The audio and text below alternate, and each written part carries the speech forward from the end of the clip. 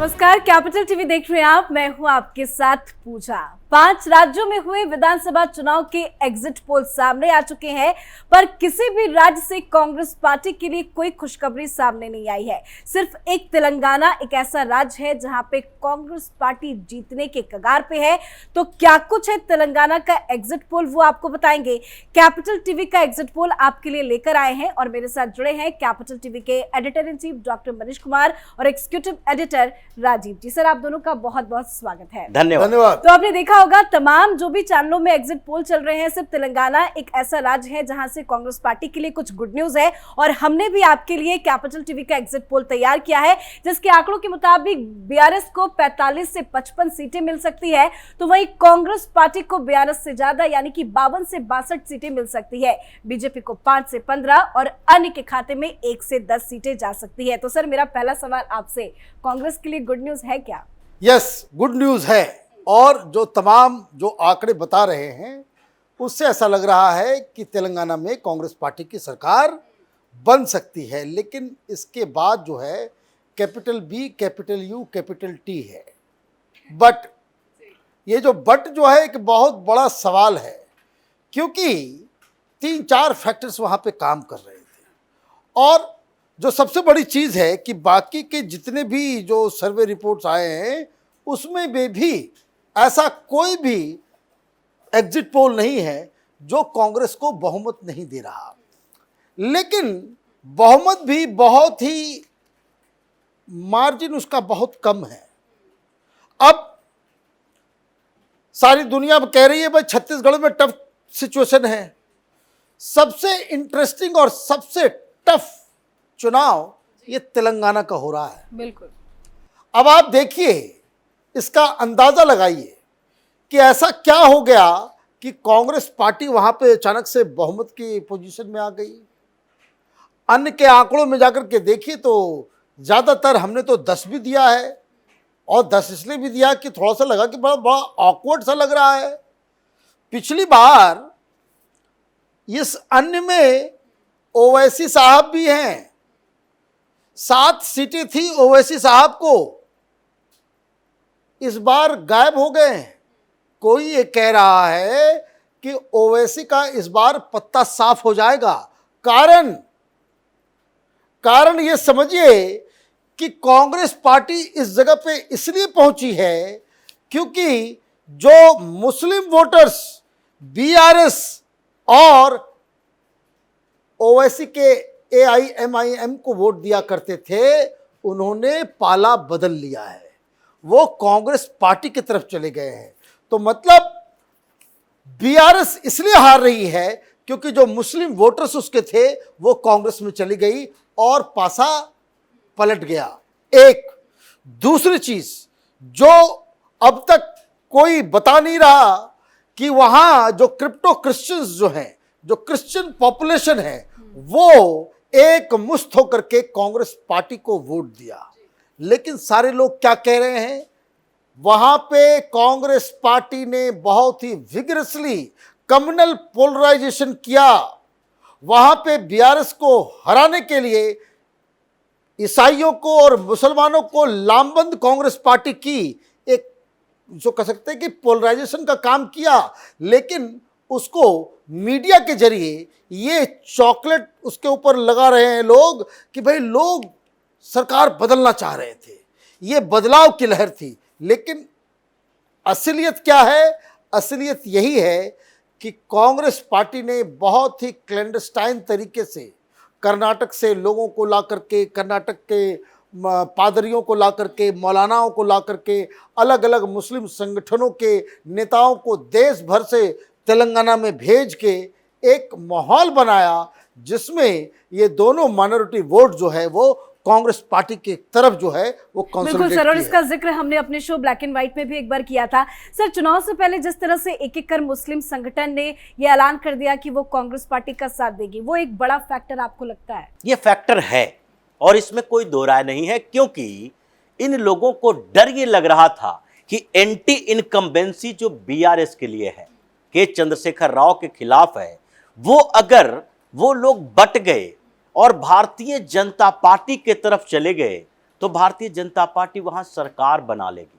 BRS बाहर से समर्थन बाद में कर सकती थी या फिर टूट फूट हो सकता था। अगर ये लोग एकजुट नहीं होंगे तो भारतीय जनता पार्टी वहां पर बेहतर परफॉर्मेंस करेगी। ये जो भाजपा का डर था वही दिखाया भी गया और वही कारण रहा कि इन लोगों ने लामबंदी की। वहां पर यूनाइटेड इस्लामिक एसोसिएशन ये फतवा जारी कर रहे हैं, ये बता रहे हैं कि सारे मुस्लिम एकजुट होकर कांग्रेस को वोट दो।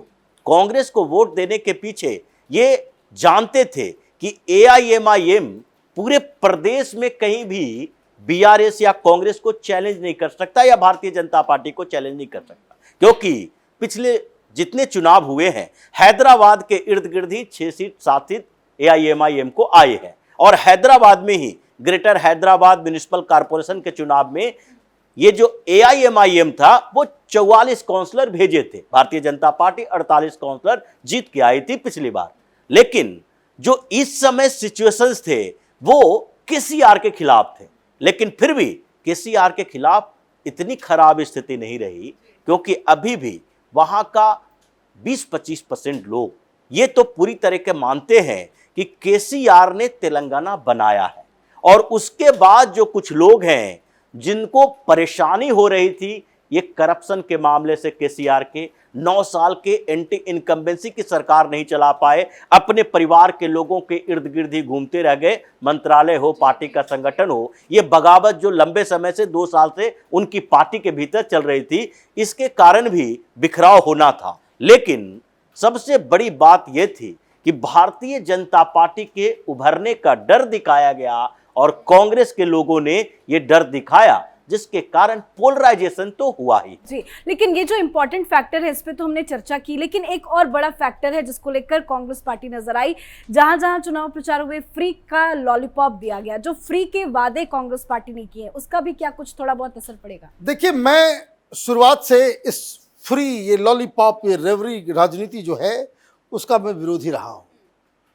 और ये सबक है, ये जो आंकड़े, और बीआरएस अगर हारती है, अगर यहाँ पे इनकी सरकार चली जाती है तो ये केजरीवाल हो या कि कांग्रेस पार्टी हो या बीजेपी हो, देश भर की पार्टियों को इससे एक सबक लेना चाहिए।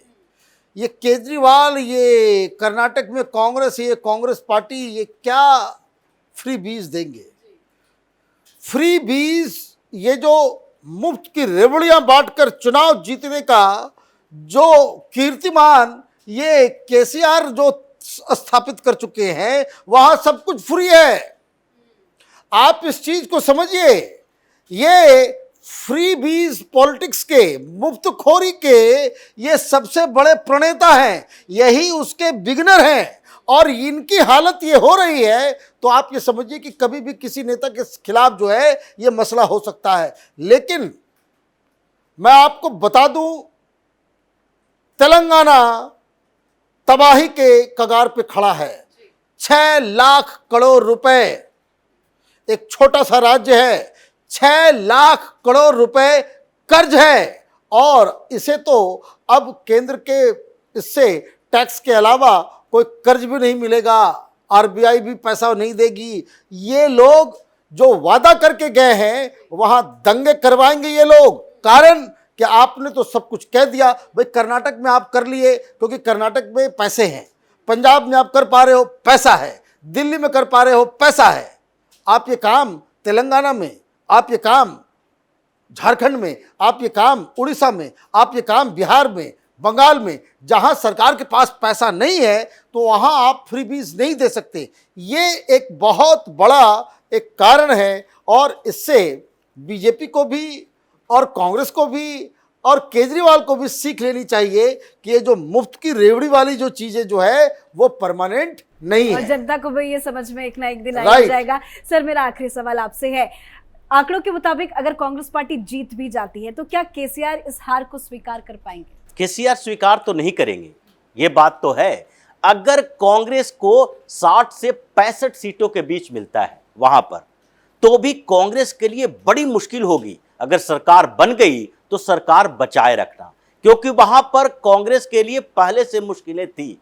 अभी भी सीएम के कैंडिडेट को लेकर एक महीना से, जब से चुनाव की घोषणा हुई थी उसके बाद से सीएम के कैंडिडेट को लेकर गुटबाजी तेलंगाना में कांग्रेस के अंदर चल रही थी। चाहे रेवंत रेड्डी क्यों ना हो, वो भी घोषित तौर पर कहीं किसी प्लेटफॉर्म पे कह नहीं पाते थे। कांग्रेस पहले से परेशान थी इस बात को लेकर कि अगर सरकार बनाने की नौबत आई तो जैसा कि राजस्थान के लिए अभी डॉक्टर साहब ने कहा था कि राजस्थान में राहुल गांधी की सबसे बड़ी समस्या थी, अगर जीत जाए तो कांग्रेस बच नहीं पाएगी, टूटना लगभग तय था। तो इसी तरीके से तेलंगाना में स्थिति जो है, अगर कांग्रेस के पास 70 से 80 सीटें नहीं आती है, अगर सरकार कुछ समय के लिए बन भी जाए तो बच नहीं सकती, ये संभावनाएं हैं। केसीआर इस बात के लिए तैयारी कर रहे हैं और तभी उनके कई नेता अभी भी एग्जिट पोल के बाद कॉन्फिडेंट नजर आ रहे हैं, मीडिया के सामने कॉन्फिडेंटली बोल रहे हैं सरकार हम बना लेंगे। अब ये सरकार बना लेंगे का विश्वास जो है वो कहां से आ रहा है, ये तो केसीआर तेलंगाना में जानते कुछ बड़ा खेल होने वाला है। बिल्कुल। बहुत बहुत धन्यवाद सर आप दोनों का। धन्यवाद। तो जो एग्जिट पोल है उसके मुताबिक तो तेलंगाना में केसीआर को बड़ा झटका लग सकता है और कांग्रेस पार्टी चुनाव जीत सकती है, लेकिन चुनावी नतीजे क्या कुछ होंगे ये तो 3 तारीख को ही पता चलेगा। देखते रहिए कैपिटल टीवी। नमस्कार।